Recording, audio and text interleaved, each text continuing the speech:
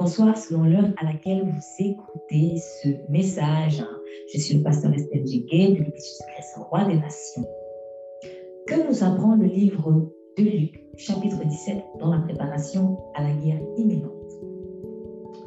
Lorsque vous prenez la peine de lire le livre de Luc, vous voyez que le Seigneur Jésus donne beaucoup de messages et dans le cadre de son retour imminent, il nous dit de faire tantôt ceci, tantôt cela. Et tous ces conseils tournent autour de notre relation avec Dieu, notre relation avec nous-mêmes et notre relation avec les autres. Le Seigneur Jésus a annoncé qu'il revient et il a également annoncé qu'il y aura des signes pour annoncer son retour. Ce qui est en train de se passer en ce moment même, je le répète, est là pour attester que Jésus-Christ avait raison. De toute manière, il a toujours raison. Il est Dieu et Dieu ne se trompe jamais. Bien-aimé, j'aimerais vraiment t'encourager à écouter le message en son intégralité en prenant ta Bible à côté avec le livre de Luc, chapitre 17 et suis les instructions du Saint-Esprit. Il y a dans ce message des éléments pratiques aussi pour vraiment ne pas se retrouver dépassé par les événements. Lorsqu'il y a des temps difficiles qui arrivent, Dieu met à l'abri ses enfants. Mais comme il est écrit dans le livre de Proverbes 27, verset 12, l'homme indécis voit venir le malheur et se met à l'abri. Le stupide poursuit son chemin et en subira les conséquences. Le Seigneur Jésus nous donne dans le livre de Luc, chapitre 17, comme dans votre passage d'ailleurs, quelques astuces, quelques comportements à adopter en mode prudence, obéissant, écoutons, faisons-lui confiance. Demain, même en pleine guerre, nous pourrons sourire parce que nous nous serions préparés. Soyez bénis.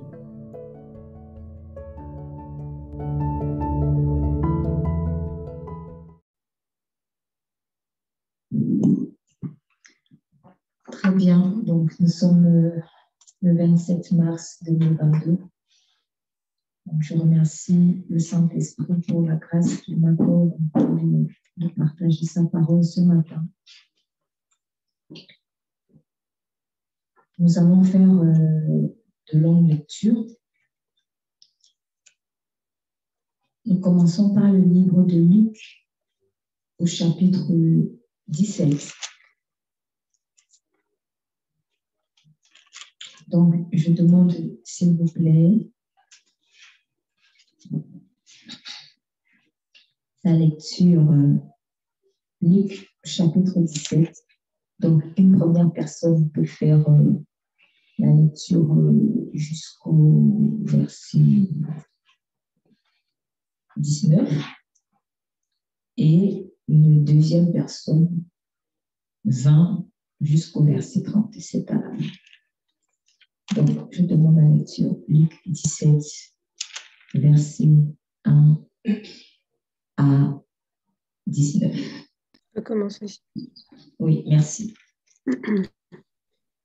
Jésus dit à ses disciples, « Il est inévitable qu'il y ait des pièges, mais malheur à celui qui en est responsable. Il vaudrait mieux pour lui qu'on attache à son cou une meule de moulin et qu'on le jette à la mer, plutôt qu'il ne fasse trébucher un seul de ses petits. Faites bien attention à vous-même.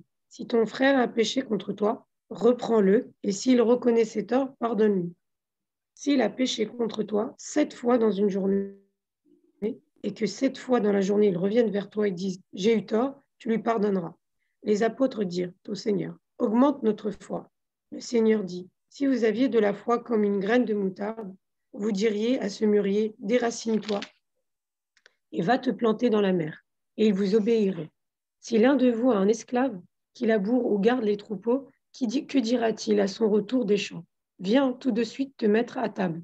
Ne lui dira-t-il pas au contraire, prépare-moi un souper, ajuste ta tenue pour me servir jusqu'à ce que j'ai mangé et bu.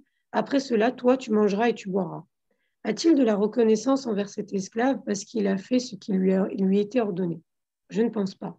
Vous de même, quand vous avez fait tout ce qui vous a été ordonné, dites, nous sommes des serviteurs inutiles, nous avons fait ce que nous devions faire.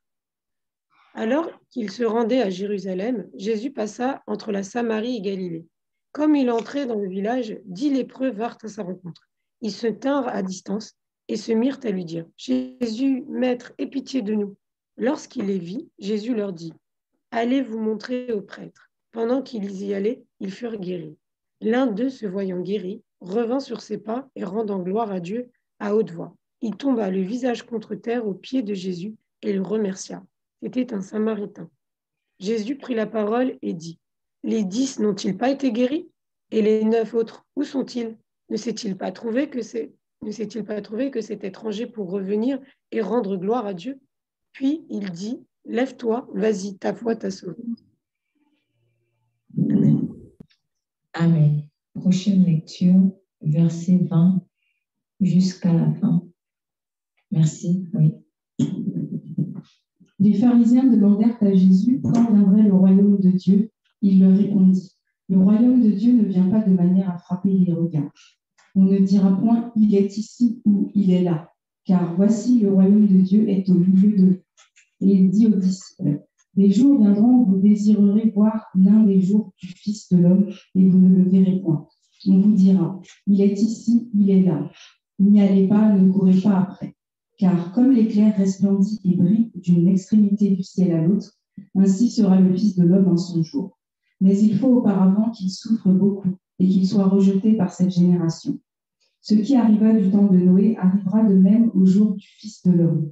Les hommes mangeaient, buvaient, se mariaient et mariaient leurs enfants jusqu'au jour où Noé entra dans l'arche, le déluge vint et les fit périr. Ce qui arriva du temps de Lot arrivera pareillement. Les hommes mangeaient, buvaient, achetaient, vendaient, plantaient, bâtissaient. Mais le jour où Lot sortit de Sodome, une pluie de feu et de soufre tomba du ciel et les fit tous périr. Il en sera de même le jour où le Fils de l'homme paraîtra. En ce jour-là, que celui qui sera sur le toit et qui aura ses effets dans la maison ne descende pas pour les reprendre, et que celui qui sera dans les champs ne retourne pas non plus en arrière. Souvenez-vous de la femme de Lot. Celui qui cherchera à sauver sa vie la perdra, et celui qui la perdra la retrouvera. Je vous le dis, en cette nuit-là, de 2 personnes qui seront dans un même lit, l'une sera prise, l'autre laissée. De 2 femmes qui moudront ensemble, l'une sera prise et l'autre laissée. De 2 hommes qui seront dans un champ, l'un sera pris et l'autre laissé. Les disciples lui dirent, « Où sera ce Seigneur ?» Et il répondit, « Où sera le corps, là s'assembleront les épées. » Amen. Amen. Alors, nous allons faire une sorte de voyage dans ce chapitre-ci, ce chapitre de Luc 17. Donc, vous remarquerez qu'il y a plein de petites, de grandes, parce qu'il n'y a pas vraiment de petites leçons que je vous ai données, parce que toutes ces leçons sont vérités et sont grandes. Et il y a plein de grandes leçons qu'il a données comme ça, de façon un peu découpée. Donc, c'est comme si vous aviez une salade composée. Donc, dans la salade composée, vous avez des tomates, vous avez des oignons, ensuite vous avez des carottes. Donc, quand on lit Luc 17, dans tout l'enseignement de Jésus, on a l'impression qu'il commence à parler des tomates, ensuite il passe aux carottes, ensuite il passe aux oignons, etc. Ça peut paraître ne pas avoir de sens, mais ce n'est qu'une apparence.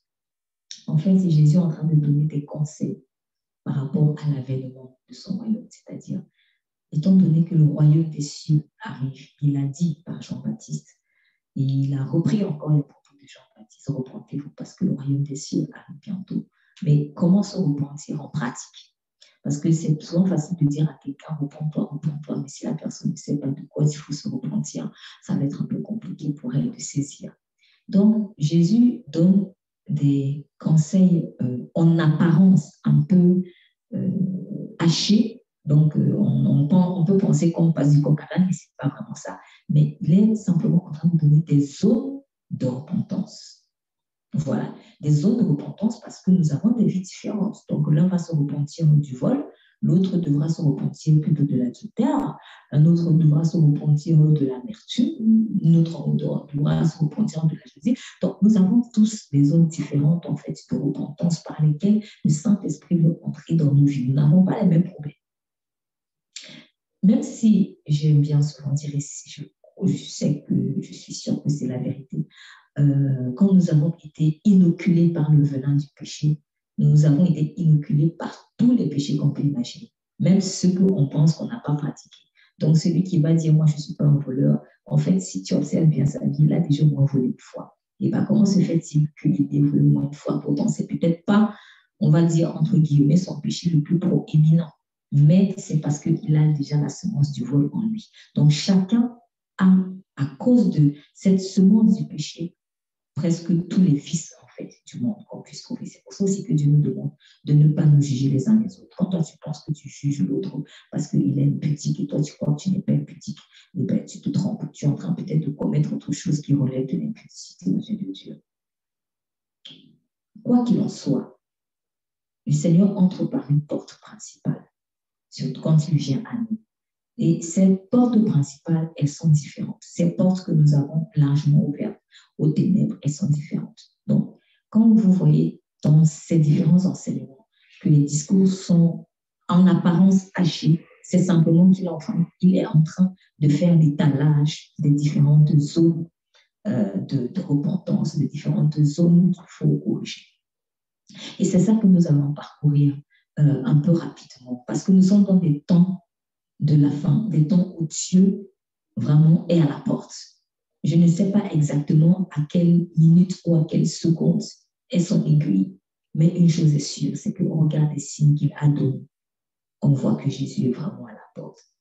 Donc, l'un des messages à prêcher en ce moment, vraiment, l'un des messages, je pense, le plus important à prêcher, c'est vraiment la repentance, le retour. De toute manière, tout le message de l'Évangile se tourne autour de ça. Repentance, viens à Jésus et tu seras sauvé. Et puis, tu vivras dans ta destinée. Donc, nous focalisons souvent sur des choses, rentre dans ta destinée, fais ceci, fais cela, Dieu veut t'élever. C'est vrai, il veut t'élever, mais on commence par le commencement quand même. Avant de t'élever, il faut d'abord que tu feras toi-même. Tu ne en es élevé que si on était abaissé. Mais comment tu peux être élevé si tu n'as jamais été abaissé? Or, si tu es déjà élevé, quel est l'intérêt de t'élever encore? Si tu es déjà élevé, de quoi Dieu va t'élever? Quand Dieu dit « je vais t'élever », cela suppose que tu es abaissé. Ou alors, cela suppose que tu dois être rabaissé. C'est ça. Donc, soit tu es déjà abaissé et Dieu va t'élever, soit il va te faire descendre de l'escalier au plus bas de l'échelle pour te faire remonter, afin que l'élévation lui revienne à lui tout seul. C'est ça. Nul ne peut être élevé s'il n'a d'abord été rabaissé. Pas de résurrection sans mort au préalable. Donc, première étape, Jésus parle dans les premiers versets du péché et du pardon. Il dit aussi à ses disciples, il ne peut se faire qu'il n'arrive de scandale. Toutefois, malheur à celui par qui ils arrivent de scandale.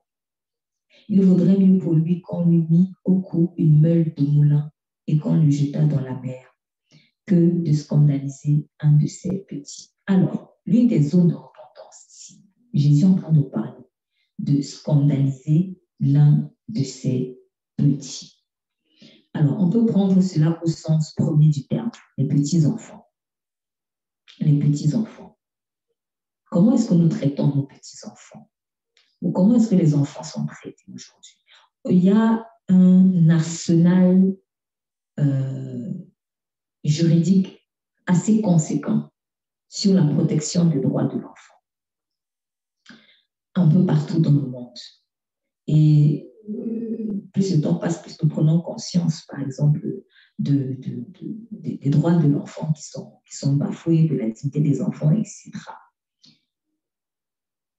Mais est-ce que derrière cet arsenal soit juridique, soit sociologique, peu importe, soit politique, peu importe, est-ce que cet arsenal est finalement véritablement protecteur ou plutôt destructeur de l'enfant? Est-ce que ce que je suis en train de faire ou ce que je suis en train de défendre, est-ce que mon système de pensée et les droits que je promeux, que j'appelle droits, ne sont-ils pas par hasard plutôt destructeurs des tout petits? Et je les appelle protecteurs. Je dis toujours ceci. Le diable parle à l'envers. Le diable parle toujours à l'envers. Quand le diable te dit que tu es laid, comprends qu'en fait, tu es beau ou tu es belle. Quand le diable te dit tu es sale, c'est en fait que tu as été lavé. Quand il te dit que tu es obscur, c'est parce qu'en fait, tu as de la lumière. Quand il te dit que tu déranges, en fait, c'est parce que tu es en train de venir apporter le salut. Quand il te dit que tu ne vaux rien, c'est parce que tu as beaucoup de valeur aux yeux de Dieu. Quand le diable te dit aussi, je veux te protéger, fais attention, il veut t'emprisonner. Quand il te dit, ah, mais si tu fais ça, tu vas pas être libre. Tu as le droit d'être libre. Liberté, liberté, liberté. Et on est prêt à sortir pour crier à la liberté. Mais la liberté, selon Dieu, ce n'est pas la liberté sortir, c'est à l'envers. Donc, il y a même des choses qu'on défend au nom de la liberté. Mais en fait, on est en train de promouvoir l'esclavage sans savoir. Et je vais maintenant parler à plus petite échelle, pour soi-même. Quand, par exemple, j'ai l'impression que je ne vis pas, je ne respire pas, Seigneur, je suis étouffée, j'ai envie enfin de vivre ma vie. Ça, c'est les pensées parfois du diable. Quand Dieu est en train de t'amener dans un sentier étriqué, un sentier où tu as l'impression que tu étouffes. En fait, il dit que c'est ça la liberté. À un moment donné, tu dis, mais ça n'a pas de sens. Mais ça n'a pas de sens. En fait, c'est ton système de pensée qui était à l'envers quand tu étais dans le monde, qui est en train de te rappeler de revenir au galop. Fais attention à tes pensées, en fait. Oh, ici, on ne m'aime pas. On ne m'aime pas. C'est quoi l'amour pour toi?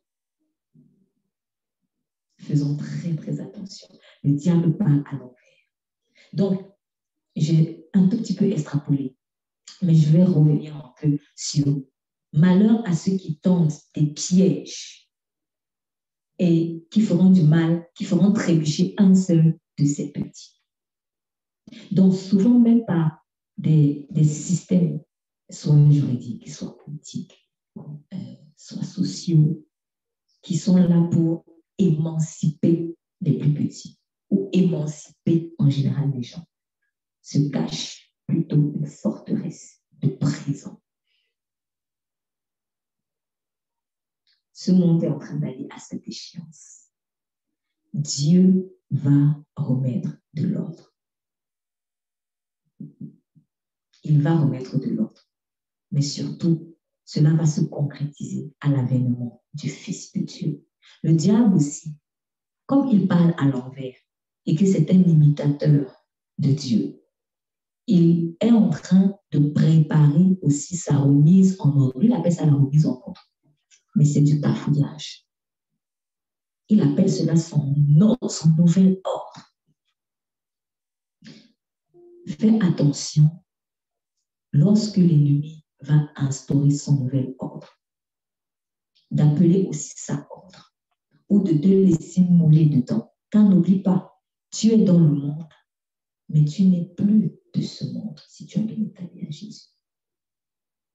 Et nous avons grandi avec des choses, des systèmes que Dieu est en train en fait de déloger de nos cœurs. Et vous allez vous rendre compte que vous étiez dans ces systèmes-là lorsque vous aurez perdu beaucoup de choses. Hier, je parlais avec un d'entre vous de papier. Quand on parlait de la guerre, et on se disait que la personne, tu me permets, qu'elle me partageait, Beaucoup, on risque de se retrouver sans papier, en fait, si il y a des bombardements et autres.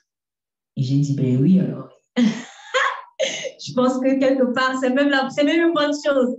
Parce qu'il faut qu'on réalise que le papier, ce n'est pas ta vie. Mais c'est comme ça qu'on a grandi. Regardez comment on est quand on a perdu un papier. On devient fou. On se dit, je ne mérite pas, je ne suis pas moins que rien. Hein? Pourquoi? Parce qu'on t'a dit, c'est ce papier qui te fait exister. Regardez jusqu'où Satan est allé. Je pose une question. Qui parmi vous, quand il est sorti des entrailles de sa maman, là, il avait le papier?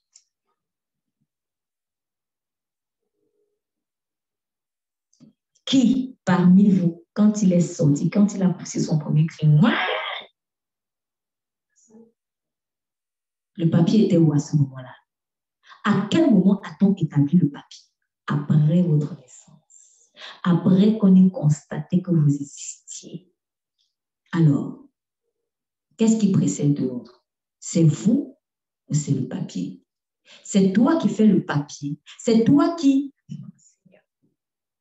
En fait, c'est ton existence qui vient créer le papier. Ce n'est pas le papier qui vient créer ton existence. Le diable a fait les choses à l'envers. Le papier est venu constater que tu existes. Et aujourd'hui, on se dit, si je n'ai pas le papier, je n'existe pas. Comprenez bien. Fonctionnement à l'envers. Même s'il n'y a pas le papier, tu es un fils de Dieu. Ce n'est pas le papier qui te donne la valeur.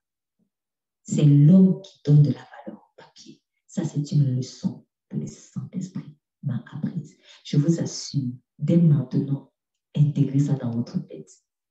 Car demain, tu n'auras peut-être pas ça. Et des gens vont te regarder de haut. Vous êtes de quelle nationalité? Où sont tes papiers? Il va te mépriser pour un bout de papier que tu peux brûler au feu. Imaginez. Comment peut-on réduire la vie de quelqu'un à un bout de papier? C'est le papier qui m'a donné les talents. Si je sais par exemple très bien cuisiner, est-ce que c'est parce qu'on m'a donné un papier? Je savais déjà bien cuisiner avant le papier. Si tu sais très bien chanter, c'est le papier qui est venu te donner ce talent-là. C'est ridicule. Le diable nous a ridiculisés. Et avec la situation qui va arriver bientôt, cette situation de guerre, beaucoup vont réaliser les maltraitances qu'ils ont faites aux dits sans-papiers. Comme si sans-papier signifiait sans existence. Parce que c'est ce que Satan veut lancer comme message par derrière. Tu n'existes pas parce que tu n'as pas un papier. Si au moins même c'était Dieu, ça dépendait que de Dieu, j'allais dire OK. Mais un papier qu'un homme pécheur comme moi décide ou ne décide pas de me donner. Et des gens vont me juger sur la base de ça. Quelqu'un me regarde juste parce que peut-être je ne parle pas la même langue que lui. Il estime que je ne dois pas avoir le papier. Et puis d'autres vont me regarder. Ah, il n'a pas de papier. Mais il ne sait même pas que c'est à cause du ridicule et de la stupidité de quelqu'un qui pense que sa langue est la langue suprême du monde, ou qui pense que sa couleur de peau est la couleur de peau suprême du monde, ou qui pense que les petites études qu'il a faites là, parce que parfois c'est même pas grand-chose, je vous assure, il y a beaucoup de sans-papiers qui sont plus intellectuels que ceux qui doivent signer les documents pour leur donner des papiers. Ne tombe pas dans ce piège, tu as de la valeur aux yeux de Dieu. Le papier, ce n'est pas ça qui conditionne ton entrée au ciel. Et je ne suis pas en train de dire maintenant que ce n'est pas quelque chose d'inutile. On a besoin d'ordre. Mais comme Jésus a dit pour le Shabbat, ce n'est pas le Shabbat, l'homme n'a pas été fait pour le Shabbat. C'est le Shabbat qui a été fait pour l'homme. Alors, on retient aujourd'hui, l'homme n'a pas été fait pour le papier. Tu n'as pas été fait pour le papier. Le papier a été fait pour toi. Est-ce que c'est faux? Le papier était fait pour toi. Eh oui, sois libre. Quand tu n'as pas perdu ce papier, tu ne peux pas comprendre. C'est quand tu ne l'as plus que tu vois le choc que ça fait et tu réalises que mince. Donc, je débordais vraiment de ça. C'est comme aussi la maison. Hein. Quand tu as la maison, tu n'imagines pas que tu en as fait la source de ta vie. Le jour où tu n'as plus la maison, tu deviens bizarre, tu deviens hystérique et nerveux. C'est là où tu réalises que la maison était la source de ta vie. Donc, le diable a déplacé la source de Dieu à des choses corruptibles.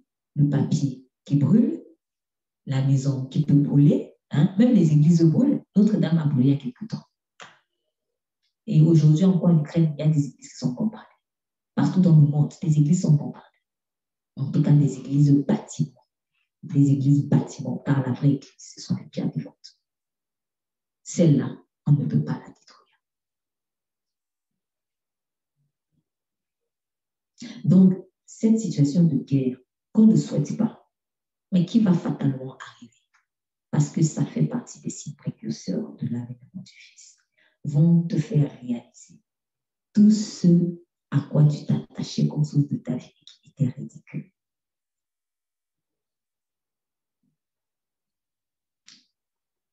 En dehors des papiers, j'ai envie de parler aussi des enfants. Les enfants, ce n'est pas quelque chose de ridicule. Par contre, c'est quelque chose de très important que Jésus chérit. Mais les enfants ne feront pas ta sauce. Quand tu ne l'auras plus ou ne les auras plus, tu comprendras en fait que tu ne vis pas grâce à eux. Tu ne vis pas grâce à tes enfants. Tu ne vis pas grâce à tes enfants. Si c'était sur eux que je m'appuyais pour avoir un tout petit peu d'amour, parce que j'en ai tellement cherché l'amour.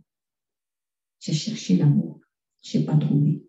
Du coup, je me suis rabattue sur mon enfant. La guerre viendra me rappeler que l'enfant n'est pas la source de ma vie. C'est Jésus. Vaut mieux mourir stérile et aller au ciel que mourir avec 10 enfants et se retrouver en enfer. Donc, on ne va pas esquiver le paradis parce qu'on a fait des enfants. La guerre va nous rappeler cette réalité. Elle va nous rappeler cette réalité. Et ça sera salutaire. Et pour faire le lien avec ce premier passage de malheur, il ne peut arriver de scandale. Toutefois, malheur à celui qui nous arrive. Il vaudrait mieux pour lui qu'on mit au cou une meule de moulin et qu'on le jeta dans la mer pour de scandaliser un de ses petits. Vous savez, j'ai parlé de cet arsenal, soit juridique, soit politique, soit social, qui est en train d'être fait pour finalement pervertir les enfants. En tout cas, pour Dieu, c'est perverti. Si pour les hommes, ils sont en train de les protéger, pour Dieu, ils sont en train de les pervertir. Et Dieu dit, il va frapper. Ça va faire mal. Ça va faire mal. Quand, par exemple, on apprend à un enfant que c'est toi qui choisis ton sexe, tu choisis d'être fille ou tu choisis d'être garçon. Malheur à ceux qui vont scandaliser un de ces tout petits. Mais moi-même, en tant que mère, moi-même, en tant que père, moi aussi, je peux scandaliser avec ces petits. En voulant vivre l'esprit de Moab avec cet enfant. Je l'ai déjà dit, c'est quoi l'esprit de Moab? Quand vous voyez que Dieu vous parle par Moab, sachez qu'il y a autour de vous ou en vous un esprit d'impudicité, mais spécifiquement soit homosexuel, soit incestueux, soit les deux, parce que ça peut être incestueux et homosexuel. Par exemple, les deux filles de Lot, c'était à la fois incestueux et homosexuel aussi. Pourquoi? Parce que en couchant avec leur père, elles étaient en train de coucher elles deux aussi dans l'esprit. Donc finalement, c'était un rapport sexuel à 3 mois.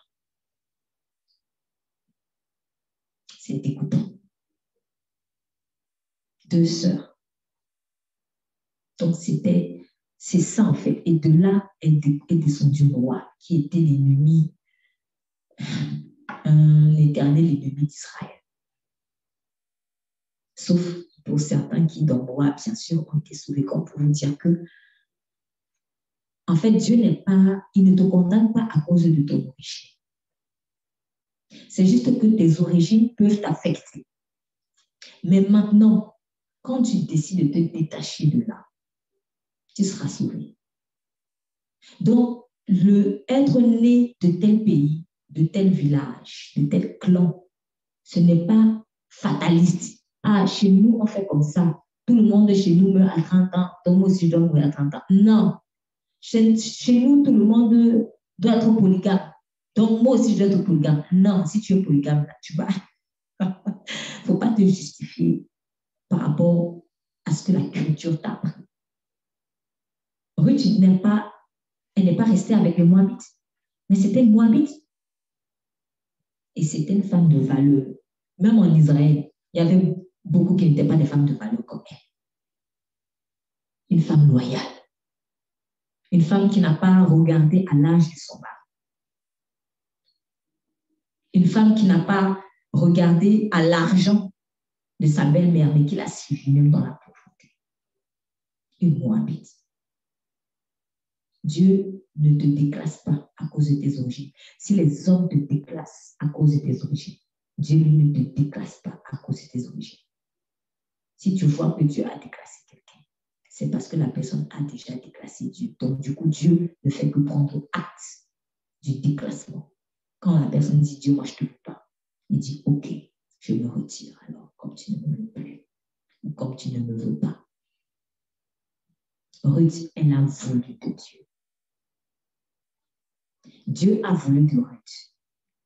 Et Ruth a voulu aussi de Dieu. Et elle a été bénie et sauvée. Ruth n'avait pas d'enfant. Ruth aurait pu rester à moi, dit non, il faut que je me remarie. Il faut que, je ne sais pas, il faut que j'essaye de combler le vide de mon cœur là parce que je n'ai pas d'enfant. Ruth a cherché d'abord Dieu et Dieu lui a donné un fils. Ruth était prête à suivre Naomi, sans mari, sans enfant. Combien sont prêts à suivre Dieu sans mari, sans enfant?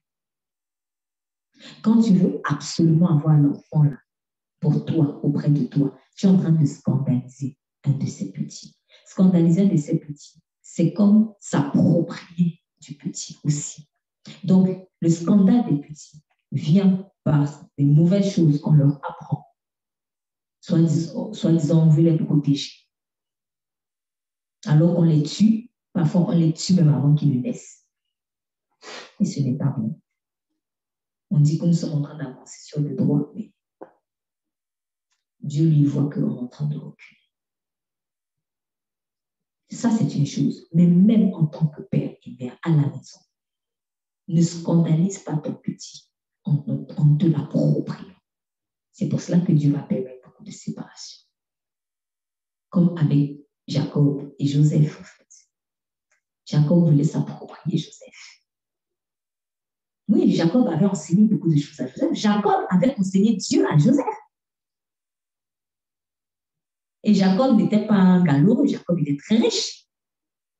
Donc, en fait, si on veut regarder les choses d'un point de vue humain, Joseph était bien. Tu es un père qui est riche, qui a la crainte de Dieu. Tu vis bien, malgré que ta mère ne soit plus là. Mais tu es quand même entouré. Et ton père t'aime vraiment. Mais en fait, cet amour-là pouvait devenir nocif pour les plans de Dieu.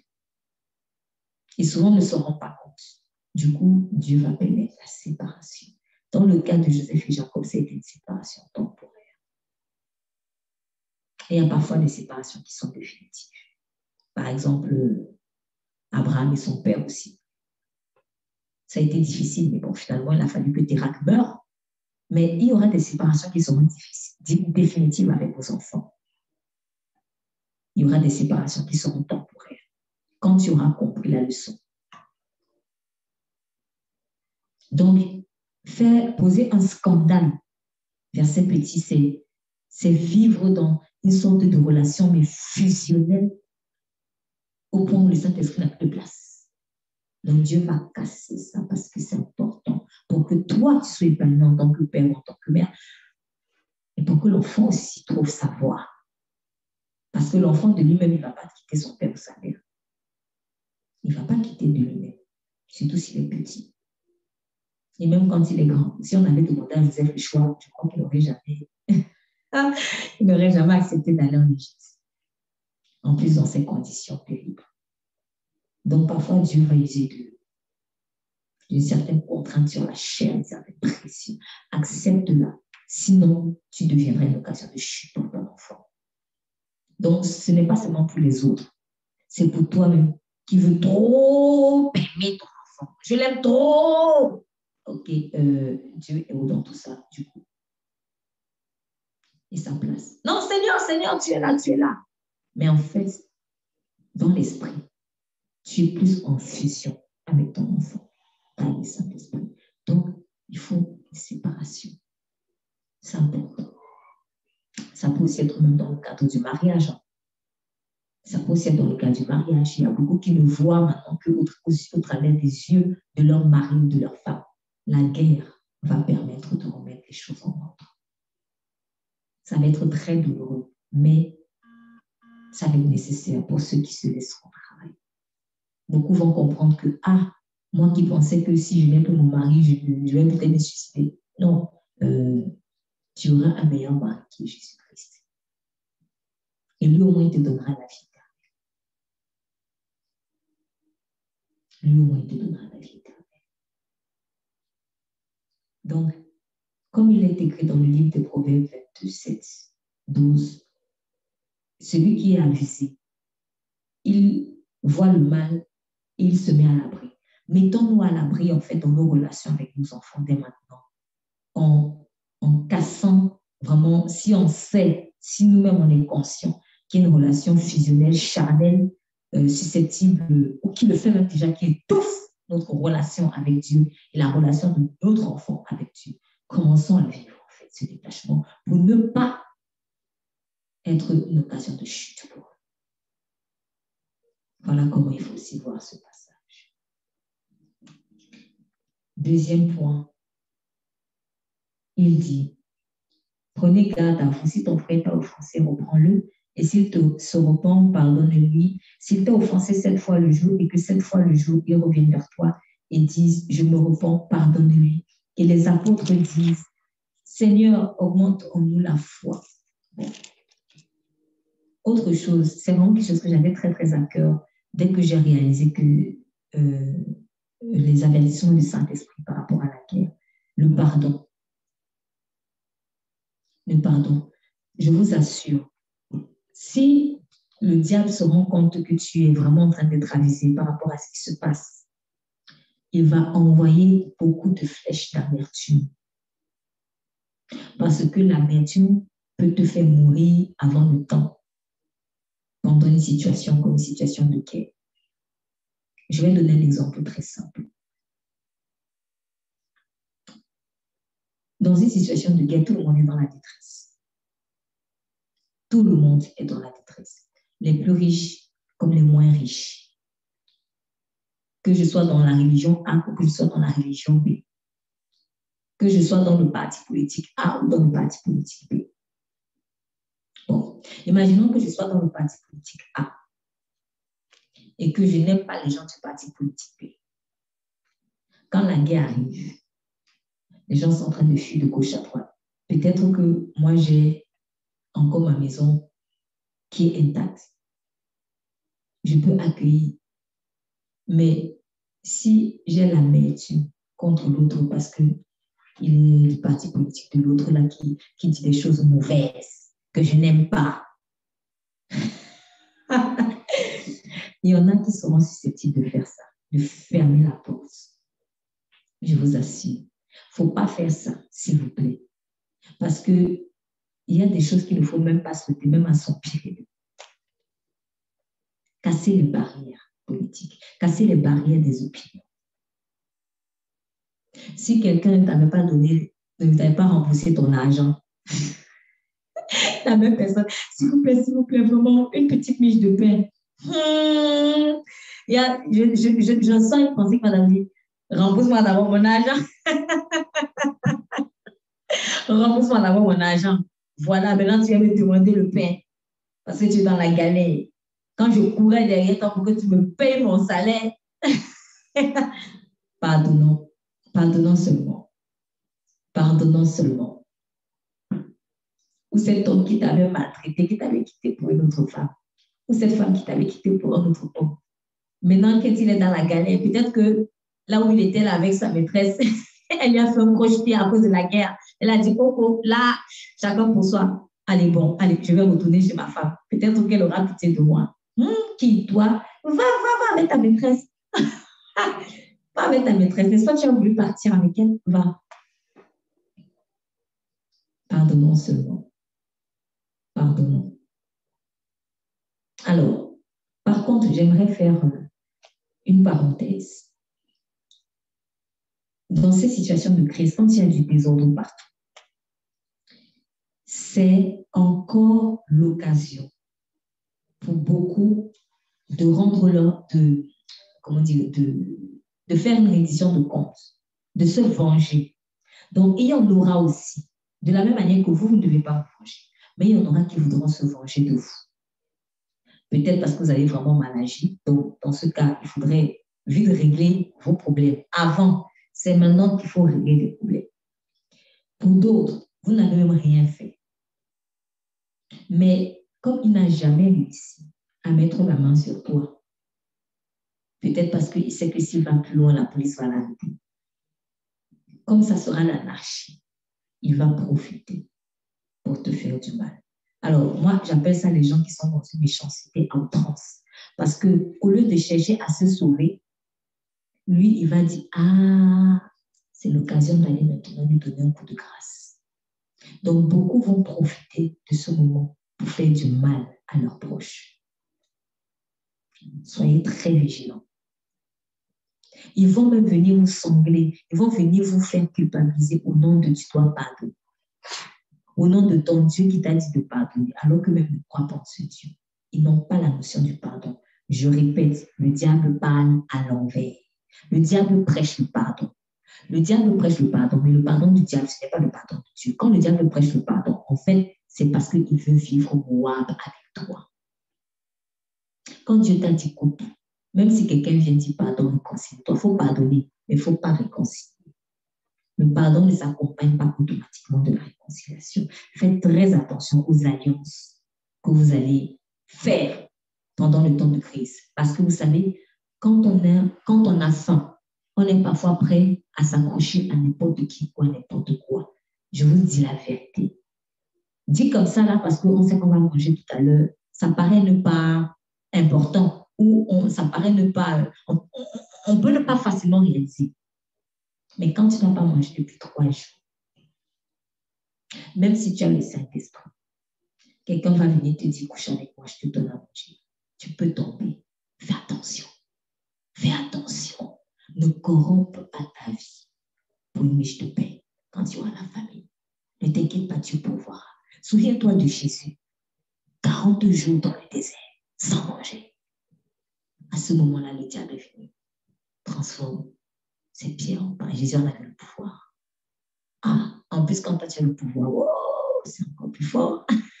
C'est encore plus fort. Si tu n'as même pas le pouvoir, bon, c'est gérable. Mais quand tu as le pouvoir de faire et que juste par intégrité, tu ne le fais pas, ce n'est pas évident. Mais travaille ton intégrité. Travaille ton intégrité avec le Saint-Esprit dès maintenant. Parce que quand tu as fait, on va te dire, vends telle personne, vends ton enfant. N'oubliez pas en Israël où des gens mangeaient leurs enfants tellement ils avaient faim. Si on leur avait dit un jour qu'ils mangeraient leur enfant, ils t'auraient craché au visage. Mais quand la famine est arrivée, c'est là où la chair se déploie. Quand on est en détresse, on devient fragile en fait. Même celui, je vous assure, même celui qui a rempli sa esprit peut se retrouver en train de faire la prostitution. Juste parce qu'elle a faim, juste parce qu'il veut dormir quelque part. Il est fatigué de dormir dans la rue. Et puis quelqu'un vient lui proposer une nuit à l'hôtel.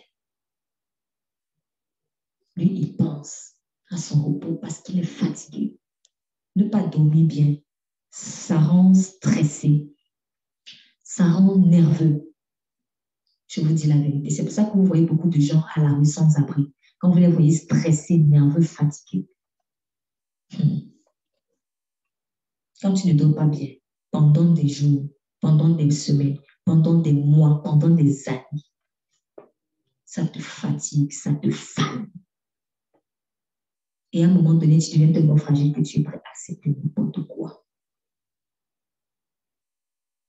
Rentre dans telle loge sataniste. Tu auras tes papiers. Ne fais pas ça. Fais ceci et on te met en contact avec ton enfant que tu n'as pas vu depuis longtemps. Ne fais pas ça. Vends ton pays et tu auras la vie sauve. Ne fais pas ça quand la guerre arrivera. La personne qui va t'héberger, au début peut-être parce que il y a le côté humain, mais à un moment donné, elle va commencer à avoir des pensées bizarres.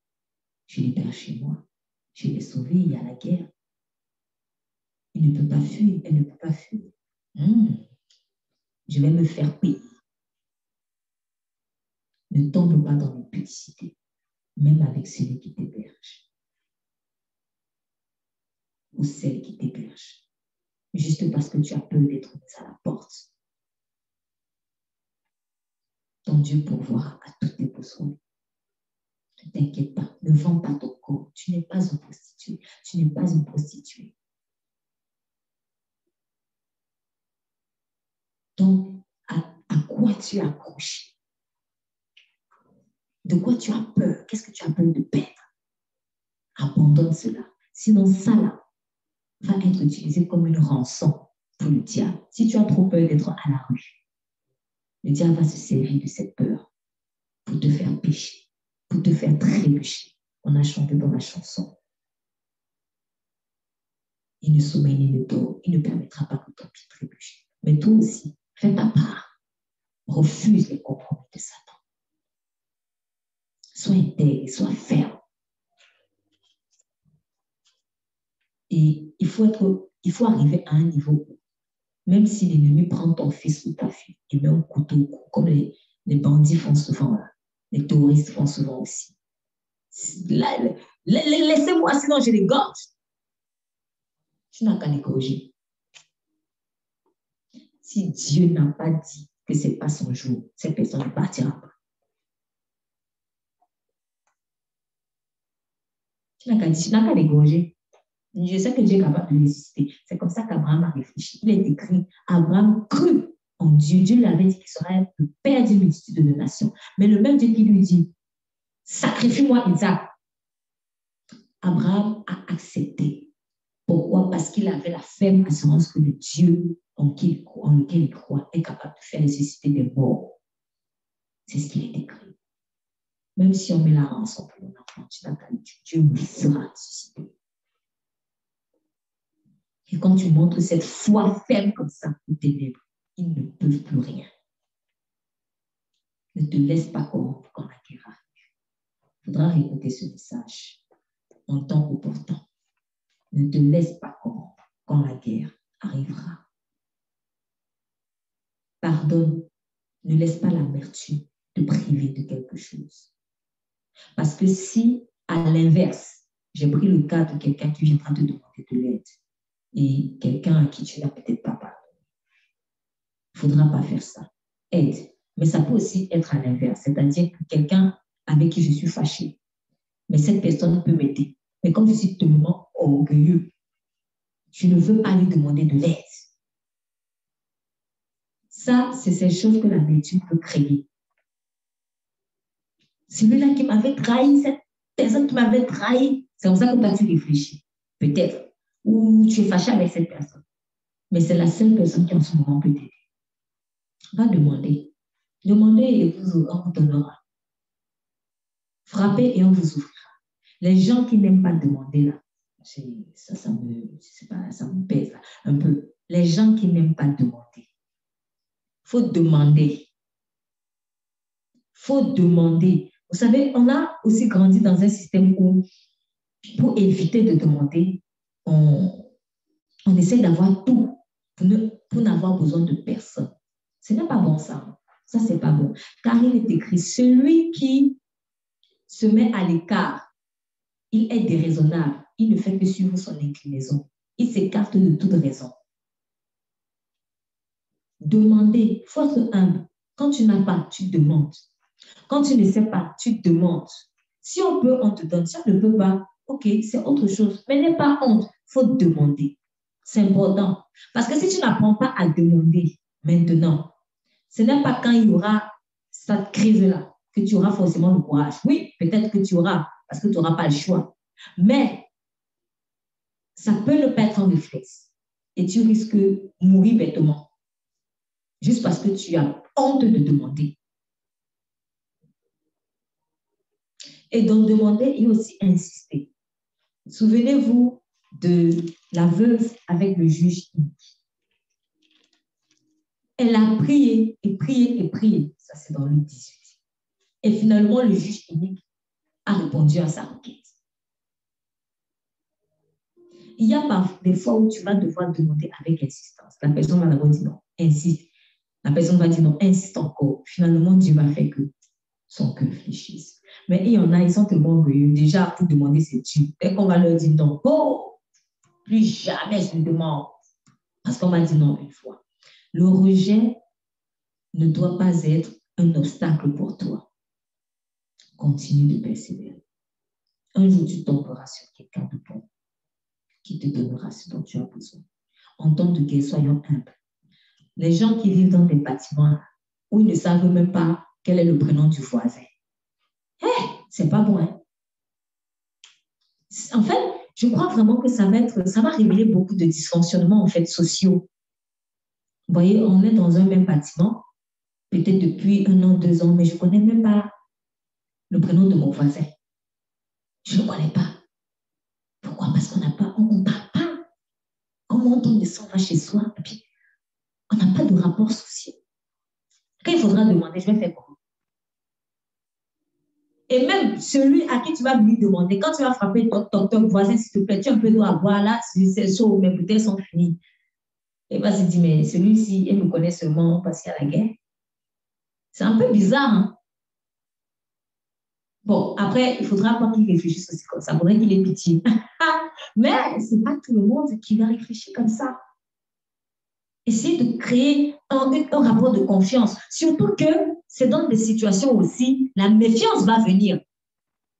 Parce qu'il va se dire, il va se dire, hey, peut-être que c'est l'armée telle qui est même en train de venir. Donc, je vous dis la vérité, je parle des situations que j'ai vécues. Un jour, je me suis retrouvée au moment dans la détresse, je ne pouvais pas appeler. Et je m'en vais frapper, toc, toc, toc. Bon, les voisins à qui j'avais l'habitude de parler n'étaient pas là. Donc, il fallait trouver d'autres. Et quand je vais frapper, je pose mon problème, s'il vous plaît, j'ai urgemment besoin d'appeler. Mon téléphone, là, il est planté.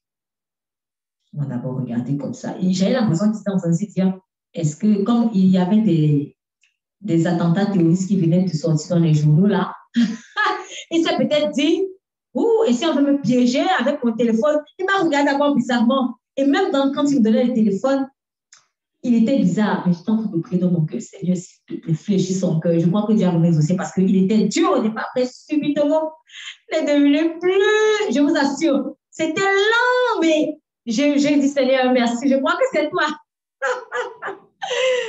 Et vraiment, je vous assure, il faut communiquer avec les gens. Il ne faut pas rester dans son coin, ma petite vie, mon petit travail, mon enfant, ma petite famille, et puis basta. Les immeubles où il n'y a pas de rapport les uns avec les autres, ça va être dur.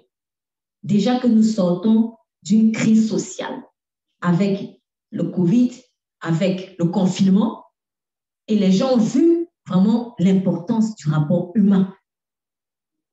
N'en rajoutons pas. Créez des liens Il n'est pas trop tard. Hein? Il n'est pas trop tard. Je ne sais pas comment Dieu va conduire les uns les autres, mais créer des liens, c'est important. Ça peut sauver.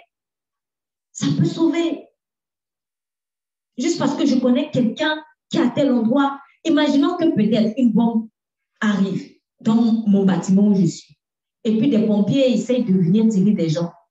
Et tu te souviens que, il y a peut-être mon voisin Paul, je ne l'ai pas vu parmi les rescapés. S'il vous plaît, il y a. Mais toi, tu ne sais même pas qu'il y a un Paul qui existe. Paul est peut-être en train de gémir sous les décombres. C'est tout bête, hein? Mais c'est ça. Un jour, tu auras besoin de Paul. Crée du lien. Un jour, Paul aussi aura besoin de toi. Crée du lien. J'ai écouté l'histoire dans les journaux, dans un journal télévisé, d'une Ukrainienne qu'on a voulu sauver, une civile qu'on a voulu faire partir. Et elle avait dit non, qu'elle ne veut pas partir parce qu'elle ne veut pas laisser sa maman qui était très âgée. Son mari a insisté. Elle est vas-y avec les enfants, leurs 2 petites filles. Elle a refusé. Peu de temps après, je ne sais plus si c'était le lendemain ou si c'était juste quelques jours plus tard, mais très peu de temps après, son immeuble était bombardé par l'armée russe. Et ils sont morts. Les enfants ont été sauvés in extremis,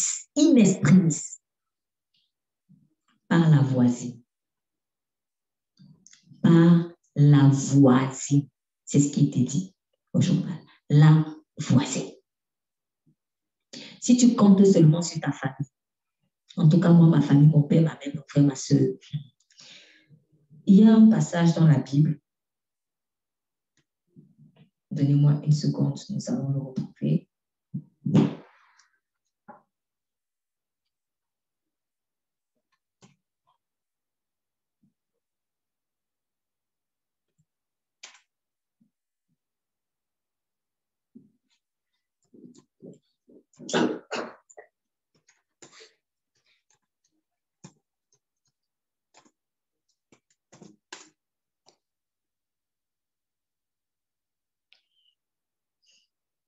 Et oui, c'est en plus dans le proverbe encore du jour.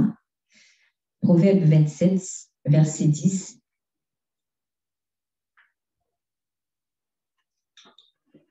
Vers la dernière phrase. Proverbe 27, verset 10. Je vais lire la toute dernière phrase. Mieux vaut un voisin proche qu'un frère éloigné. Mieux vaut un voisin proche qu'un frère éloigné. Donc, si moi je suis seulement là, en tout cas mon frère, ma soeur, tel mon frère, ma soeur, c'est ta famille, toi, toute ta vie tourne autour de ta famille. Quand il y aura la détresse, ton voisin, parce qu'il est le plus proche, là, physiquement, il te sera beaucoup plus utile que ton frère qui est loin à des kilomètres. S'il vous plaît, ne méprisez pas les gens parce qu'ils ne sont pas de votre famille. En tout cas, votre famille de sang humain. Parce qu'en Christ, mon père et ma mère, ce sont ceux qui font la volonté de mon Père qui est dans les cieux. Donc, en Christ, la famille, c'est le sang de Jésus. Et c'est la seule famille qui est véritablement éternelle. C'est la seule famille qui est fiable. En plus, entre parenthèses, en passant.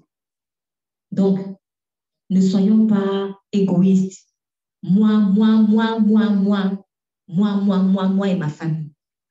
Mieux vaut un voisin proche qu'un frère qui est éloigné. Ça veut dire que mon voisin, je n'ai peut-être pas les liens de sang avec lui. Mais s'il est plus proche de moi, par rapport à ton frère même de sang qui te fait du mal, ça sert à quoi? Tu es seulement mon frère de nom. Ça sert à quoi si tu es mon frère, soi-disant de sang, mais tu es tout le temps en train de vouloir me combattre? Ça, c'est une interprétation. Une autre interprétation encore, c'est que peut-être que je n'ai pas de problème avec mon frère de sang, mais là, techniquement, il ne peut pas m'aider parce qu'il n'est pas là. Donc, j'insiste, les gens qui ne vivent que pour eux et pour leur famille, s'il vous plaît, élargissez. Élargissez. J'ai écouté le témoignage d'une présidente d'association d'accueil des réfugiés et elle nous racontait comment est-ce que le projet de son association était montée, elle disait qu'elle est née dans une grande famille, et puis avec eux, ils ont à peu près 5 enfants, quelque chose comme ça, je pense 5 enfants. Et ils avaient l'habitude de voir des personnes donc, qui venaient d'autres pays et qui étaient vraiment dans la détresse. Et ils aidaient à distance. Donc, on va donner un peu à manger, on va donner. Et puis, un jour, il y a un de leurs petits qui dit mais pourquoi on ne l'accueille pas chez nous? Dieu parle toujours par les enfants. Quand elle a dit ça, je me suis dit, Dieu est en train de me parler. Je ne sais pas si elle croit en Jésus vraiment. Mais l'enfant dit spontanément, mais pourquoi on ne l'accueille pas chez nous? Ça avait l'air, c'est comme si l'enfant disait, mais c'est évident qu'on peut l'accueillir. Et là, la maman était OK. Elle n'a pas dit non, parce que techniquement, il pouvait. Mais non, quand même, elle s'est dit, mais non, on n'accueille pas comme ça. Et là, on revoit encore cette mentalité de, il n'y a pas de place. Il n'y a pas de place. Non, non, il n'y a pas de place. On va dans le métro, quelqu'un s'assoit, la chaise à côté, il pose son sac sur la chaise, alors qu'il y a des gens qui ouvrent. Il n'y a pas de place. Parce que tu vas avoir toute la place. Ce n'est pas une bonne mentalité, ça. Pourquoi on ne l'accueille pas chez nous? Et puis, finalement, donc c'est ce qu'ils ont fait. Donc, ils ont préparé leur maison pour accueillir. Et elle nous disait, mais combien, ça fait des années qu'ils font ça. Ça leur fait tellement de bien de rencontrer des gens d'autres cultures. Ils sont enrichis, l'art culinaire, ils découvrent beaucoup de choses, en fait. Et elle dit, elle voit que ses enfants sont épanouis parce que les enfants rencontrent tous les jours à la maison de nouvelles personnes. Et comme ça change, donc ils aident quelqu'un et puis quand la personne, elle est restaurée, et puis elle part. Et puis il y a une autre personne qui vient. En fait, leur famille est une famille d'accueil, de vie. C'est merveilleux, c'est beau. C'est ce que les enfants de Dieu doivent faire, en principe. Pourquoi on ne l'accueille pas chez nous? Pourquoi on ne l'accueille pas chez nous? Vaut mieux un voisin proche qu'un frère éloigné. Ces personnes, ce ne sont pas des personnes de sang, mais ils accueillent. Et ils se sont avérés finalement être de véritables frères. Parce que, vous savez, dans certains contextes sociaux, tu peux même avoir ta famille dans le même pays, mais c'est elle qui te met à la porte. Oui. Et c'est soit même l'État qui va te prendre en charge. Carrément. C'est pour cela qu'il faut bénir le Seigneur pour vos autorités. Parfois, l'État se trouve même être plus social, plus humain que ta propre famille. Donc, ça peut aussi être un voisin. Ça peut être... En tout cas, je veux juste te dire ceci. En temps de guerre, créons, avant même que la guerre arrive, essayons de créer du lien. Demande au Saint-Esprit, Seigneur, est-ce qu'il y a dans mon entourage, peut-être, n'allez pas très loin, n'allez pas très loin, dans ton immeuble déjà, ou dans ton quartier. Seigneur, il y a quelqu'un peut-être avec qui j'aurais pu créer du lien. Peut-être tu m'as mis dans ce quartier-là pour ça aussi. Je peux pas être là pour rien quand même. Bah, c'est bizarre. Tu as fait 10 ans dans une même ville, dans un même quartier, dans un même bâtiment, tu ne sais même pas le prénom du voisin. D'où la fête des voisins. Donc, je vous assure, je donne des conseils pratiques, mais ça va beaucoup aider. Je vais directement à... Ah oui, il y a aussi ceci. À partir du verset 7. Qui de vous, ayant un serviteur qui laboure ou qui passe les troupeaux, lui disent aussitôt qu'il revient des champs, avance-toi et mets-toi à table. Ne lui dira-t-il pas plutôt, prépare-moi à souper et sens-toi et sers-moi jusqu'à ce que j'ai mangé et bu, et après cela tu mangeras et boiras. Aura-t-il de l'obligation à ce serviteur parce qu'il aura fait ce qui lui aura été commandé? Je ne le pense pas. Vous de même, quand vous aurez fait tout ce qui vous est commandé, dites, nous sommes des serviteurs inutiles parce que nous n'avons fait que ce que nous étions obligés de faire. L'humilité. Voilà une autre zone de repentance. Donc, on a parlé déjà des scandales par rapport aux tout petits. On a parlé du pardon. Dans le pardon, on a déjà question le lien social. Mais il y a une autre chose, une mentalité à avoir. Quand vous êtes très sollicité, et que vous commencez à servir Dieu, parfois, vous pouvez avoir tendance à faire comme si on vous obligeait à faire ça ou que vous avez fait une faveur à Dieu. Personne ne fait une faveur à Dieu en servant Dieu. Si tu es serviteur, dis-toi que tu es serviteur inutile. Tu n'as fait que ce que tu devais faire. J'insiste beaucoup dessus. Pourquoi? Parce que je sais que Dieu va davantage solliciter ses ouvriers avec ce qui arrive. Il va davantage solliciter et on va vraiment sentir ce poids. Ah, moi, j'ai déjà trop fait ça. Il faut encore que je fasse ceci. Ah, moi, j'ai déjà fait ça. Il faut que je fasse ceci. Ça, c'est une chose. L'autre chose aussi, c'est que quand j'ai fait enfant, ah, j'ai fait ça. Non. On a dit tout à l'heure, Seigneur, tu es majesté. Majesté, que tes désirs soient les autres. En fait, Dieu est en train d'avancer cette partie-ci. Je me rends compte. Que tes désirs soient les autres. Tu es serviteur inutile. Ne te vante pas d'avoir trop servi Dieu. Sois humble. Il n'y a pas de place à l'orgueil par rapport à ceci. Il y a certaines personnes, peut-être quand ils reçoivent des corrections, ça je l'ai vu plein de fois, quand ils reçoivent des corrections de Dieu, surtout quand ça passe par une personne, ils disent, mais est-ce que tu sais déjà tout ce que moi j'ai fait pour Dieu? Toi, tu viens me parler, tu sais déjà tout ce que j'ai fait pour Dieu. Oui, mais là, tu parles au passé. Tu n'as pas les yeux derrière la tête, tu as les yeux devant la tête. Il faut regarder en avant. Ce que tu as fait pour Dieu, là, c'est bien. Mais c'est ce que tu devais faire. C'est ce que tu devais faire. Ce n'est pas comme si tu as fait une faveur à Dieu. Donc, parce que si tu réfléchis dans la mentalité de j'ai fait une faveur à Dieu, tu vas te permettre d'abuser de la grâce.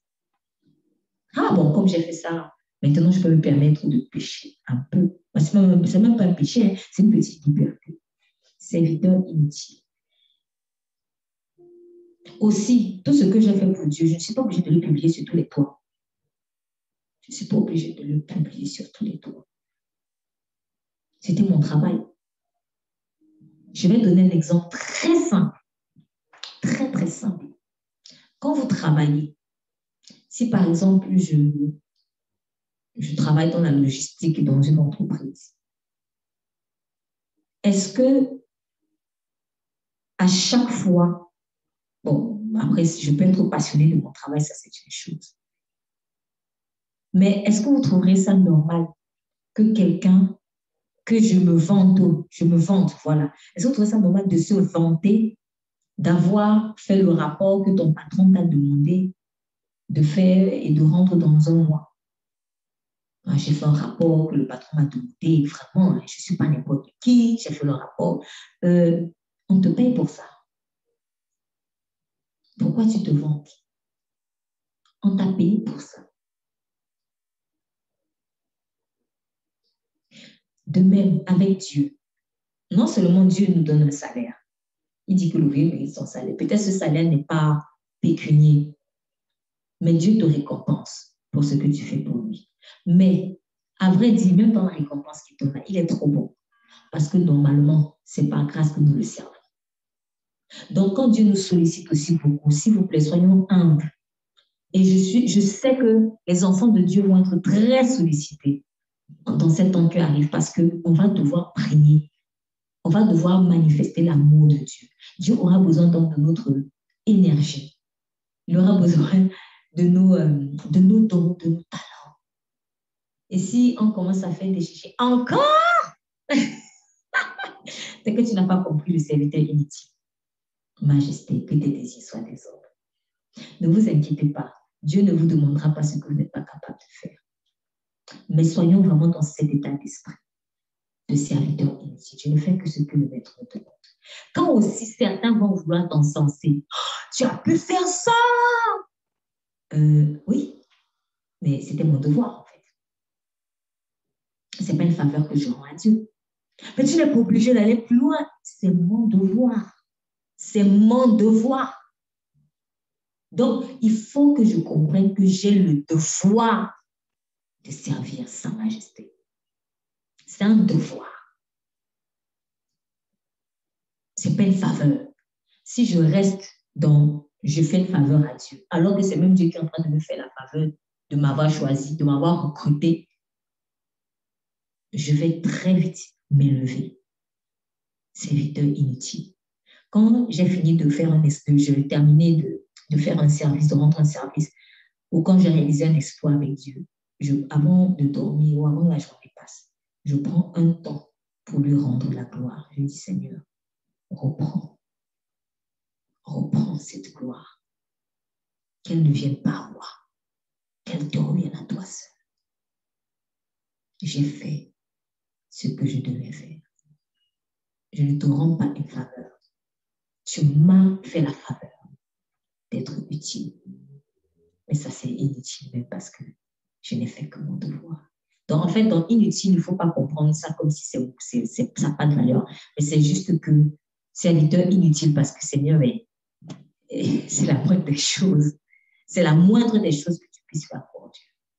Donc, soyons vraiment dans cette logique, dans cette mentalité d'humilité, parce que Dieu va beaucoup nous solliciter. Nous-mêmes, on sera en train de pleurer parce que peut-être on aura perdu quelque chose, perdu quelqu'un. Mais dans nos larmes, Dieu va encore venir nous solliciter. Préparons-nous à ça et soyons humbles de grâce. Et la partie, pour moi, encore très, très intéressante. Les pharisiens lui ayant demandé quand le règne de Dieu viendrait, il leur répondit, le règne de Dieu ne viendra pas avec éclat. Ça veut dire quoi? Ça veut dire qu'il ne faut pas s'attendre à un badaboum, boum, boum, boum, voilà Jésus, je suis en train de venir. Non, ça ne va pas forcément venir avec éclat. Oh, ça me fait penser à la manière dont Jésus est arrivé à Jérusalem, sur un âne, tout simplement, humble. Et quand il viendra aussi, ça sera sans forcément trop de bruit. Bon, avec l'âne, il y a eu des bruits. Hein. Ce sont les gens qui ont fait des bruits. Mais Jésus, lui, n'a pas fait de bruit. En fait, c'est ça qu'il faut comprendre. Lui, il n'a pas fait de bruit. Lui n'a pas dit, allez, maintenant, venez adorer et tout, alors qu'il mérite l'adoration. Il est Dieu. Mais il est venu simplement, pas dans un char, mais avec un âne. Dieu est très humble. Donc, son royaume, même lorsqu'il y aura une certaine démonstration de puissance à un moment donné, bien sûr, mais il dit, il viendra sans grand éclat. Il ne viendra pas avec éclat. Et on ne dira pas le voici ici ou le voilà là, car voici le règne de Dieu au milieu de vous. En fait, il est en train de dire aux pharisiens, vous qui dites que vous attendez le royaume, mais il est déjà là en fait. Le royaume de Dieu est déjà là. Et ce qui va se passer, c'est quoi? C'est qu'avec ces situations de crise qui arrivent, Dieu ne va faire que éclore le règne qu'il y a entre ses enfants. La nature attend avec un ardent désir la révélation des fils de Dieu. Donc, le règne de Dieu qui est en toi ne va que éclore quand cette situation de crise va s'intensifier. Parce que le règne de Dieu est déjà là, au travers de toi. Là où Dieu t'a placé, c'est le règne de Dieu. Dans ton milieu de travail, dans ton école, dans ta famille, c'est le règne de Dieu. Le royaume de Dieu est déjà là. Donc, ne vous attendez pas à voir un truc qui arrive, boum, et ça, voilà le règne de Dieu. Non, il est déjà là par le Saint-Esprit qui vit en nous. En tout cas, en ceux qui ont fait la paix par Jésus-Christ. Et il dit aux disciples, des jours viendront où vous désirerez voir l'un des jours du Fils de l'homme et vous ne le verrez pas. Et l'on vous dira, le voici ici ou le voilà là, n'y allez pas et ne les suivez pas. J'aimerais faire un crochet ici sur les faux prophètes, les faux pasteurs et les faux messies. Nous sommes déjà en train d'être séduits par ça. Donc, si on vous dit, Jésus est de retour, il est à la montagne là-bas, vas-y. Toi aussi, tu prends tes pieds, tu cours. Non. Parce que quand Jésus reviendra, de la même manière que, en fait, on voit l'éclair qui part de l'Orient vers l'Occident, il est écrit, se voit. C'est ainsi que Jésus va être vu. Quand il paraîtra, toutes les nations le verront. Tu n'auras pas besoin d'aller dans tel pays, dans tel continent pour aller le voir. Parce que ce que nous faisons aujourd'hui, c'est quoi? Parfois, certains se disent, oh, si je ne me déplace pas pour aller à l'au-delà, c'est que vraiment, je n'ai rien fait. Dieu ne va pas me voir. Non. Si je ne me déplace pas pour aller à la Mecque, c'est que Dieu ne va pas me voir. Non, Dieu veut une relation directe avec toi. Si je ne fais pas, je ne vais pas à tel endroit. Ah, oui, si je ne vais pas au bâtiment église, Dieu ne va pas me voir. Quand il y aura la guerre là, il n'y aura pas d'église. Il n'y aura pas d'église pendant peut-être un bon moment. En tout cas, d'église au bâtiment. Mais l'église sera là et elle va même grandir. L'église va grandir. Pourquoi? Parce que beaucoup d'âmes vont se tourner vers Dieu. Donc, cessez de vous accrocher à l'église bâtiment. Ce n'est pas ça qui sauve.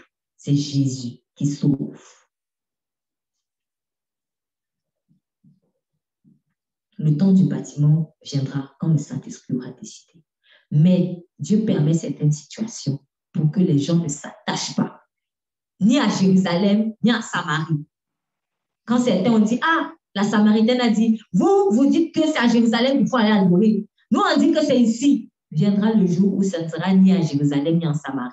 Car les vrais adorateurs adoreront en esprit et en vérité. On n'a pas dit que dans le bâtiment.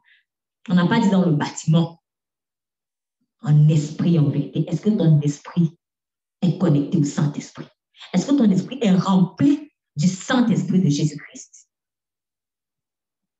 Si ce n'est pas le cas, tu n'as qu'à aller dans le bâtiment. Mais quand il reviendra, tu ne seras pas enlevé. Voilà, c'est ça l'Église. C'est le Saint-Esprit qui fait l'Église. Donc, faisons attention à cela. Ah, on a vu Jésus sur telle montagne. Attention, ne nous embrouillons pas. Autre mise en garde. Il dit, mais il faut, comme l'éclair flamboyant brille d'une extrémité du ciel à l'autre, ainsi paraîtra le Fils de l'homme en son jour. Mais il faut auparavant qu'il souffre beaucoup, qu'il soit rejeté par cette génération. Et ce qui est en train de continuer, hein, Jésus continue d'être rejeté. Et ce qui arriva au temps de Noé arrivera de même au temps du Fils de l'homme. On mangeait, on buvait, on prenait, on donnait en mariage jusqu'au jour où Noé entra dans l'âge et le déluge vint et les fit tous périr. C'est ce qui est en train de se passer aussi en ce moment. À combien de personnes avez-vous averti que, par exemple, rien que cette guerre-là, on ne prend que cette guerre parce que par rapport à ce qui arrive encore avec l'armaton, tout ça, c'est rien. Ce ne sont que les douleurs les prémices, en fait. Mais à combien vous avertissez et combien écoutent? Et d'ailleurs, même, avant de parler des autres, vous-même, combien de temps avez-vous pris avant de réaliser que c'est chaud? C'est ça. C'est aussi pour ça que vraiment, il faut qu'on ne rende que grâce à Dieu. Je ne mérite pas, Seigneur. Parce que moi-même, pour que je réalise que c'est vrai, j'ai pris du temps. Certains peut-être ont rigolé. Moi, je ne cache pas qu'au tout début, j'avais un peu ri parce que je comprenais, je ne sais même pas comment tout ça. Je ne réalisais pas. Mais en revanche, là où vous voyez quand même que Dieu, la semence de Dieu ne se perdra jamais. Il y a des années, Dieu m'a demandé de faire certaines choses pour préparer une situation de crise planétaire. Mais j'étais à milieu d'imaginer que ça allait être une guerre. Et quand maintenant je vois comment les choses évoluent, je me dis, Seigneur, les pièces du puzzle sont en train de se rassembler, je comprends mieux. Mais heureusement que je t'avais obéi. Donc du coup, quand le Saint-Esprit m'a averti, au début, je n'avais pas capté, mais après, toutes les semences que Dieu avait déposées en moi sont remontées. Et là, je me suis dit, ah oui, ce qui veut dire que quand tu es quand même obéissant à Dieu, même si tu ne comprends pas, tu ne pourras jamais rester dans le mensonge ou dans l'ignorance. Tout ce que Dieu t'a appris va remonter à la surface. C'est ça. Mes brebis entendent ma voix. Donc, même si peut-être au départ, elles n'ont pas bien capté, mais les vraies brebis de Jésus finiront par entendre sa voix. C'est ça qui est la bonne nouvelle. Si tu es une vraie brebis de Jésus, tu finiras par entendre sa voix. Et il rappelle que ça va être comme au temps de Noé. Le déluge arrive, le déluge arrive, le déluge arrive. Mais il est fou celui-là. Il va construire, imaginez quelqu'un qui construit une arche en plein Paris. Parce qu'il dit que l'eau va venir et que l'eau sera tellement puissante que vraiment l'arche là, elle va même surplomber l'eau. On va rire. Les gens vont rire. C'est ce qui est en train de se passer en ce moment. On rigole. Il y a la guerre qui s'approche, on rigole. Ah non, ça va se calmer. Ah non, ça va se calmer. Oui, ça va se calmer, mais en attendant, tu vas quand même signer. Tu vas quand même saigner. Et justement, ce que Dieu veut, c'est que tu prépares cet temps où tu vas saigner. Parce qu'il ne faudrait pas que les douleurs t'emportent. Il ne faudra pas te suicider parce que tu n'auras pas supporté de ne pas avoir mangé pendant 5 jours, par exemple. C'est la même chose qui est en train de se passer. Peut-être que des choses vont éclater au moment où les gens se marient. Je suis sûre que ce 24 février, lorsqu'il y a eu des bombes, des gens étaient en train de célébrer des mariages. J'en suis sûre. Des gens étaient en train de manger, des gens étaient en train de boire, des gens étaient en train de donner en mariage. Jusqu'au jour où Noé entra dans l'arche. Donc, le 24 février, là, 2022, en Ukraine, des gens étaient aussi sûrement en train de se marier. Des gens étaient en boîte de nuit, d'autres dormaient tranquillement, d'autres peut-être promenaient leurs chiens, d'autres buvaient, d'autres festoyaient, d'autres, bref. Ils vivaient leur vie sans se douter. D'autres se sont sans douter, ils avaient pris leur disposition. Mais d'autres avaient peut-être négligé aussi les menaces, les signes. Et voilà. Et du coup, certains n'ont même pas pu partir à temps. Ne faisons pas comme ça. Si au moins c'est un homme qui vient te parler, ok. Mais si c'est Dieu lui-même qui vient te dire, mon enfant, attention, tac, tac, tac. Apprends à reconnaître la voix du Saint-Esprit par la personne ou les personnes qui te parlent. C'est encore ce qui arrivait au temps de Lot. On mangeait, on buvait, on achetait, on vendait, on plantait, on bâtissait. C'est ça, c'est ce qui se passe encore aujourd'hui. On achète, on vend, voilà, on investit, on fait des projets, mais on ne sait même pas que ça va peut-être ne pas aboutir. Mais le jour où Lot sortit de Sodome, une pluie de feu et de soufre tomba du ciel. Les fit tous périr, il en sera de même au jour que le Fils de l'homme paraîtra. Il y a un passage dans Apocalypse où il est écrit que Jésus-Christ reviendra lorsque les gens diront paix et sécurité. Enfin, je suis en paix, je suis en sécurité, c'est bon. Je suis déjà propriétaire. Là, maintenant, c'est bon. Boum! Tout en ruine. Tout en ruine. Peut-être on nous dira, enfin, j'ai trouvé mon CDI. Et puis, boum. Et puis, boum.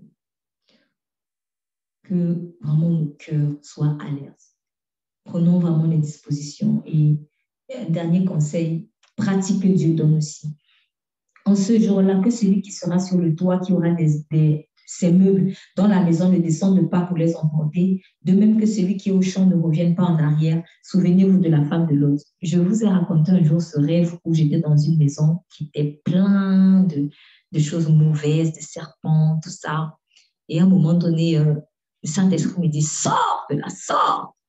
Et je sors. Et en fait, j'ai voulu revenir en arrière pour prendre de la paperasse, des pièces d'identité, ce genre de choses. Et là, je sentais que j'étais en train de perdre du temps là. Il me dit, sors, vas-y, pars, ne reviens pas. Et quand je me suis réveillée, je me suis souvenue de ce passage où il dit que celui qui est sur le toit ne redescende pas, qui aura ses meubles dans la maison ne descend pas pour les emporter, de même que celui qui est au champ ne revienne pas en arrière. Ne revenons pas en arrière pour venir prendre ce qui est trop précieux pour nous, car en fait, rien d'autre ne sera précieux que Jésus lui-même à ce moment-là. Avec lui, tu auras tout ce que tu auras perdu. Tu vas le récupérer. Et c'est la bonne nouvelle. C'est pour cela qu'il est le Dieu de l'espoir. Tout ce que tu auras perdu, avec Jésus, tu vas le récupérer. La guerre n'a qu'à raser.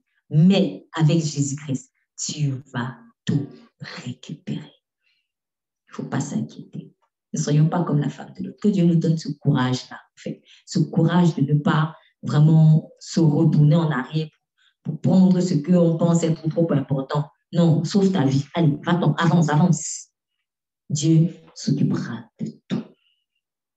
Et quiconque cherchera à sauver sa vie, la perdra. Quiconque la perdra, la retrouvera. Je vous dis qu'en cette nuit, 2 personnes qui seront dans un même lit, l'une sera prise, l'autre sera laissée. Pour ma part, au moins j'ai un indice. Même si je ne sais pas le jour de son avènement, moi j'ai un indice.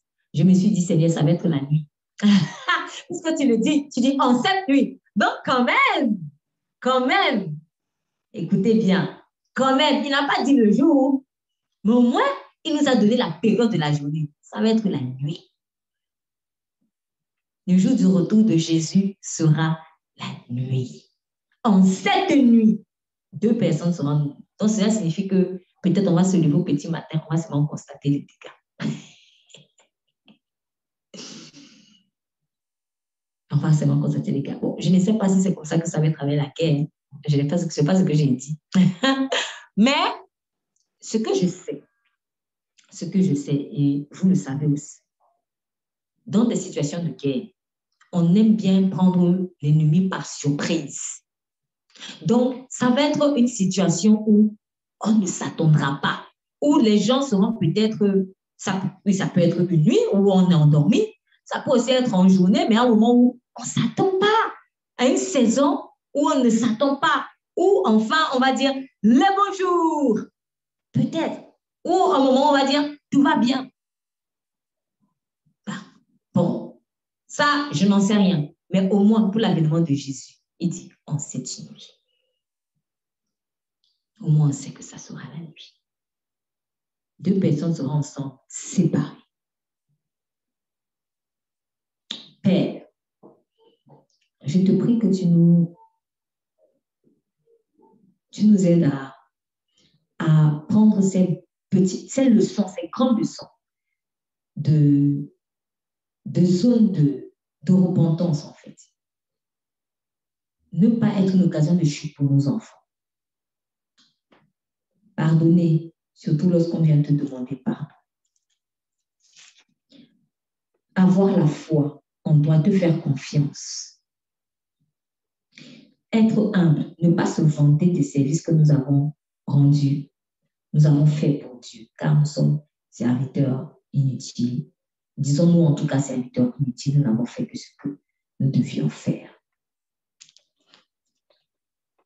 Le racisme, Seigneur, évitez cela, ou se repentir de cela.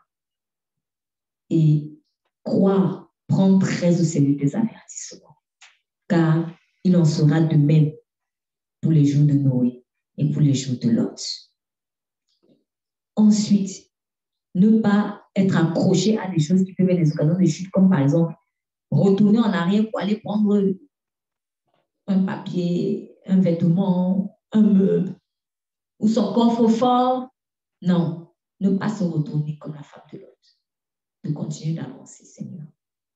Et merci parce que tu permettras que ta lumière brille au travers de tes enfants.